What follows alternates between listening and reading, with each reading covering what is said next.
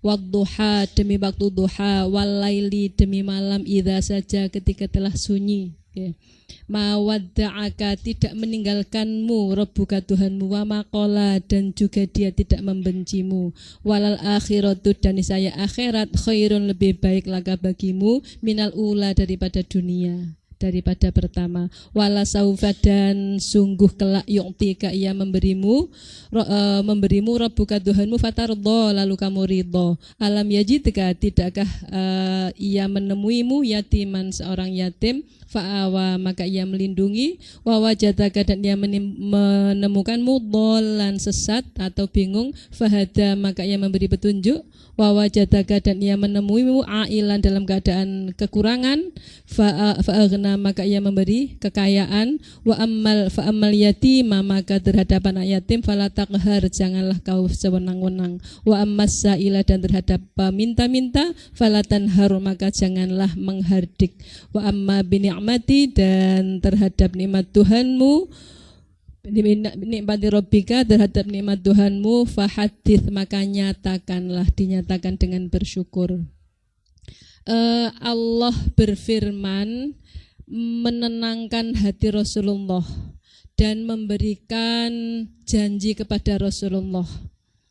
Malam ketika sunyi, memang malam itu untuk baju, untuk tutup. Jadi kalau sudah malam tiba tanpa ada cahaya ketutup ya.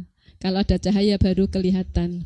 Memang dijadikan Allah malam itu untuk istirahat, untuk tidur, untuk selimut, sehingga tenang ada di rumah. Maka tidak sebaiknya malam ada kegiatan di luar, apalagi bagi wanita. Wa min syarri ghasiqin idza waqab, minta perlindungan kepada Allah dari kejelekan malam apabila telah gelap.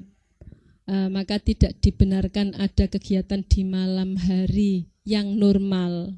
Adapun terus di luar yang normal kebutuhan, maka kalau itu urusan dunia, kau lebih tahu tentang urusan duniamu itu. Lanjutnya Allah mendinginkan hati Nabi yang diolok-olok oleh orang musyrik, termasuk ketika turun surat Al-Lahab.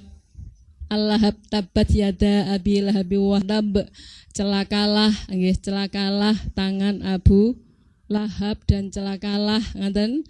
Termasuk di dalamnya adalah istrinya yang membawa kayu bakar, fi jidihah, belum masa di lehernya ada tampar dari sabut gitu kan. Itu kan masih ada isinya Abu Lahab itu. Masih ada waktu itu turun. Lah itu cara Jawa ngelabrak ya, marah-marah, kamu menghujat saya Muhammad. Nabi Muhammad, saya tidak menghujat kamu. Allah yang menurunkan ayat itu gitu. Saya tidak menghujat kamu. Marah-marah istri Abu Lahab. Lalu Nabi Muhammad agak bersedih kan di marah-marahi Abu Lahab, pamannya kan, berarti kan buliknya itu. Ya, buliknya marah-marah, ponan enggak tahu diri gitu ya. Ketika ayat itu turun, orang-orang musyrik itu wadul kepada istrinya Abu Lahab, kamu dihujat oleh ponakanmu sendiri. Gitu kan, Masya Allah. Akhirnya Nabi Muhammad beberapa hari tidak keluar. Terus si istrinya Abu Lahab ini ngelabrak.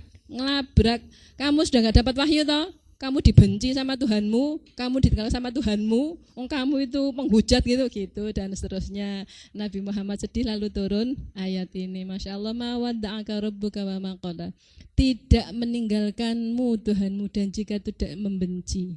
Kalau dalam Al-Quran ada firman ka untuk Nabi Muhammad, itu tidak berarti hanya untuk Nabi Muhammad saja. Karena Al-Quran itu siapa yang membaca, yaitu yang dikhitobi. Kenapa dikhitobi nih? Diajak bicara. Kalau yang membaca kita, yang diajak bicara ya kita. Maka ketika kita sedih, ketika merasa doanya enggak dikabulkan, diuji, Tuhanku sudah meninggalkan aku, Tuhanku enggak senang dengan aku, baca ayat ini. Tuhanmu tidak meninggalkanmu dan tidak benci. Ya, kita dihitopi, Allah tidak meninggalkan kita, Allah tidak benci dengan kita. Kemudian walal akhiratu khairul laka minal ula, akhirat lebih baik bagimu daripada dunia. Ada yang menafsirkan Akhir lebih baik bagimu Muhammad daripada awal. Apa akhirnya? Kemenangan demi kemenangan yang diperoleh Nabi Muhammad itu akhir. Ulanya apa? Perjuangan yang penuh ujian, yang penuh penentangan, yang penuh disakiti oleh orang-orang kafir, orang-orang musyrik. Nah itu pada akhirnya akhir kemenangan-kemenangan, situasi akhir Nabi Muhammad itu lebih baik bagimu daripada yang awal-awal dulu.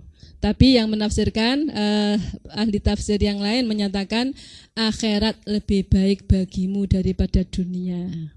Ada seorang istri kepingin gelang keroncong,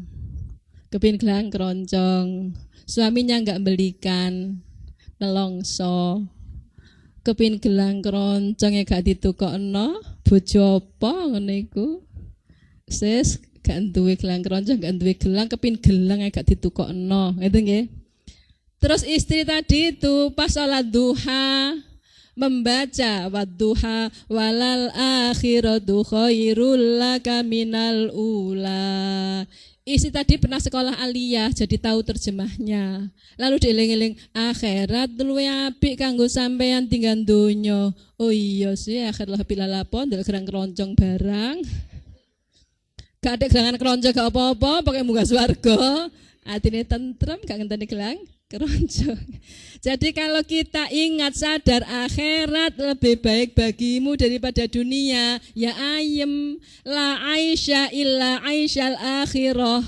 Tidak ada kehidupan kecuali kehidupan akhirat. Lho lah sakniki niki kenapa Bu Afif? Wong sakniki niki nggih ana bojone, ana anake, ana omahe, ana tanggane Mas mbet nurip. Ya hidup sekarang ini untuk cari bahagia nanti di akhirat. Hidup kita sekarang ini diperuntukkan bagi kebahagiaan akhir. Makanya hidup sekarang ya untuk akhirat. Berarti sebenarnya sekarang enggak ada kalau enggak ada akhirat. Maka hidup kita sekarang fokus untuk cari bahagia akhirat. Yang kira-kira Allah memberitahu kok akhiratnya celaka lho nek aku dilakoni ya dijauhi. Karena kita carinya bahagia akhirat. Sekarang hidupnya tidak bahagia banget sih. Temannya, tetangganya punya mobil, dia punya sepeda engkol. Tapi sehat toh? Seneng nggih? Nggih diengkoli. Diengkoli teng pundi? Pasar. Ten pasar ngaji napa malih? Nggih, silaturahim sepeda engkol sehat nggih. Duwe sepeda engkol disyukuri. Wong nggo donya sepeda engkol ya wis kena, sing penting kok swarga, kok duwe Alphard ngene swarga. Ya. Jadi yang dicari apa? Bahagia akhirat. Nggo donya paling mek diluk. Susah mong diluk, seneng diluk. Tapi kalau akhirat susah selamanya, seneng selamanya, yaitu kehidupan yang sebenarnya. Nggih ya? Seneng mbek bojone mek diluk, seneng mbek anake mek diluk, seneng mbek bondone sebentar, ya kan? Karena yang kekal itu akhiratu.